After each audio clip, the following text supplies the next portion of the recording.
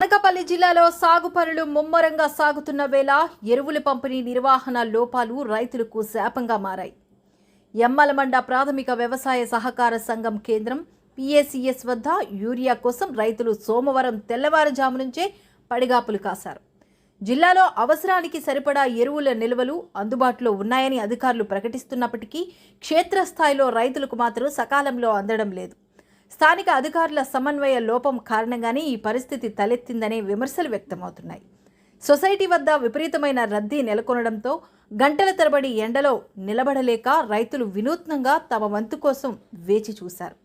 ముఖ్యంగా మహిళలు, వృద్ధులు ఎండ తీవ్రతను తట్టుకోలేక క్యూ లైన్లో మనుషులకు బదులుగా చెప్పులు, పట్టాదారు పాసు పుస్తకాలు, నిత్యావసర సంచులను వరుసగా ఉంచి చెట్ల నీడన కూర్చొని ఎదురు చూడాల్సిన పరిస్థితి నెలకొంది. వ్యవసాయ పనులు వదులుకొని రోజంతా పడిగాపులు కాసినా యూరియా బస్తా దొరకలేదని పలువురు రైతులు ఆరోపించారు. ఇప్పటికైనా వ్యవసాయ శాఖ స్పందించి పంపిణీలో లోపాలను తక్షణమే సరిదిద్ది పంపిణీ కేంద్రాలను సక్రమంగా పర్యవేక్షించాలని, తద్వారా అర్హులైన ప్రతి రైతుకు ఇబ్బంది లేకుండా యూరియా అందేలా చర్యలు తీసుకోవాలని కోరుతున్నారు.